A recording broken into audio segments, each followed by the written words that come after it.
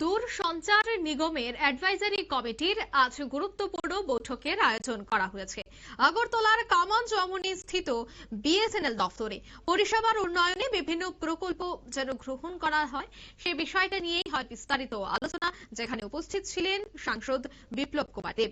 দূরসঞ্চার নিগমের অ্যাডভাইজারি কমিটির এই বৈঠকে সাংসদ বিপ্লব কুমার দেব ছাড়াও সেখানে দেখা গেছে উপস্থিত ছিলেন রাজ্যসভার সাংসদ, এছাড়া আরো বেশ কয়েকজন বিধায়ককেও সেখানে উপস্থিত থাকতে দেখা গেছে। তবে আজকের এই আলোচনা থেকে কি বলছেন সাংসদ বিপ্লব কুমার দেব শোনাচ্ছি।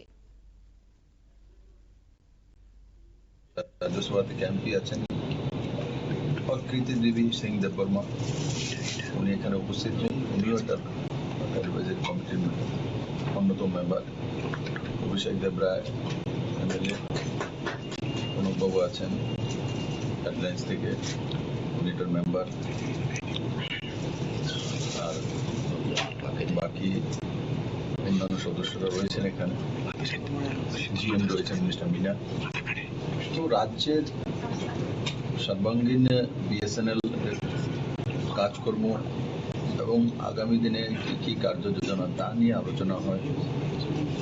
আর যেখানে প্রবলেম হয় সেই বিষয়ে আলোচনা হয়, যেখানে ওনারা সলভ করতে পারবেন সেই বিষয়ে এখানে করা হবে, আর যেগুলো না করা হতে হবে সেগুলো রেফার করা হবে সেন্ট্রাল গভর্নমেন্টের কাছে। বিশেষত তার জন্যই এই মিটিং রাখা হয়েছে। স্বাভাবিকভাবে জনপ্রতিনিধির সঙ্গে যে কানেকশন, জনপ্রতিনিধিদের কাছে সমস্যা আসে, আর বাকি যারা সরকারি ব্যবস্থায় সরকারি কর্মচারী অফিসার রয়েছেন এদের কাছে আসে, কিন্তু জনপ্রতিনিধিরা জনতার কাছে ডাইরেক্ট যায়, সেখানে বিভিন্ন যে যা সমস্যা আছে তাদের অবগত থাকে। আর এই মিটিংগুলোতে সেগুলো আসে, আর সেগুলো নিয়ে বিস্তারিত আলোচনা হওয়ার পরে যেগুলি সমাধান করার মতো সেগুলি সমাধান করা, যেগুলি এখানে করা যেতে পারে সেগুলি সেন্ট্রালে রেফার করা। তার জন্য এই মিটিং রাখা হয়েছে। এখানে যে সমস্ত সমস্যাগুলি উঠে আসবে বা লেগুনাগুলি উঠে আসবে সেগুলি নিয়ে আপনি যখন সাংসদ, সেগুলি দিল্লিতে সংশ্লিষ্ট মন্ত্রকের সঙ্গে গোচরে নেবেন। নরেন্দ্র মোদীর নেতৃত্বে সরকার চলছে, তো সারা দেশব্যাপী যে আজকাল ডিজিটাইজেশন কমিউনিকেশন তার বিরাট পরিবর্তন হয়েছে পুরো দেশব্যাপী। আজকে প্রত্যেক মানুষের হাতে মোবাইল রয়েছে। ভারত সেলফোন ম্যানুফ্যাকচারিংয়ে আজ দুনিয়াতে দ্বিতীয় নাম্বার রয়েছে। একসময় আমাদেরকে নকিয়ার কোনো পারচেস করে আনতে হতো চায়না থেকে, কোরিয়া থেকে। তো আজকে ভারত সেই জায়গায় নেই। তো স্বাভাবিকভাবে আমল পরিবর্তন হয়েছে, বিভিন্ন প্রাইভেট কোম্পানিও আছে তার মধ্যে কমিউনিকেশনে কাজ করে। সমস্ত গ্রামে ফাইবার অপটিক্যাল লাইন সেগুলো বিছানো হয়েছে। আগের চেয়ে অনেক বেশি সিগন্যাল এবং কমিউনিকেশন সিস্টেম ডেভেলপ হয়েছে ভারতবর্ষের মধ্যে।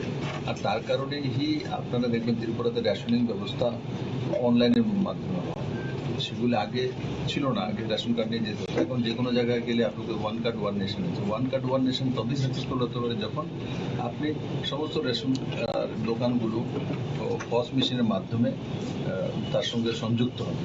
তার মানে কমিউনিকেশন অ্যান্ড ইন্টারনেট সেগুলো ইন্টারনেট গুগল কমিউনিকেশন সবগুলো নির্ভর করে এগুলো, মানে এই ডিপার্টমেন্টের উপর, আইটি এবং information broadcast, IT and communication. তো স্বাভাবিকভাবে নরেন্দ্র মোদীর নেতৃত্বে সরকার আসার পরে ভারতবর্ষে তার বিপুল পরিবর্তন হয়েছে। আগামী দিনে আরো বেশি তার ইউজ এবং তার। আপনারা শুনলেন বিপ্লব কুমার দেবের বক্তব্য। তিনি এই বৈঠকে বিস্তারিত তো আলোচনা করেছেনই, তবে অবশ্যই বিএসএনএল এর যে সংযোগ তার কিভাবে বিস্তার করা যায়, অন্যদিকে যে ব্রডব্যান্ডগুলি রয়েছে সেখানে যেন কানেকশন ঠিকঠাক ভাবে থাকে, গ্রামগঞ্জ কিভাবে যোগাযোগ আরো উন্নত করা যায় সে বিষয়ে কিন্তু গুরুত্ব আরোপ করা হয়েছে বৈঠকে। নিয়ে নিচ্ছে ছোট্ট একটি বিজ্ঞাপন বিরতি, সঙ্গে থাকুন।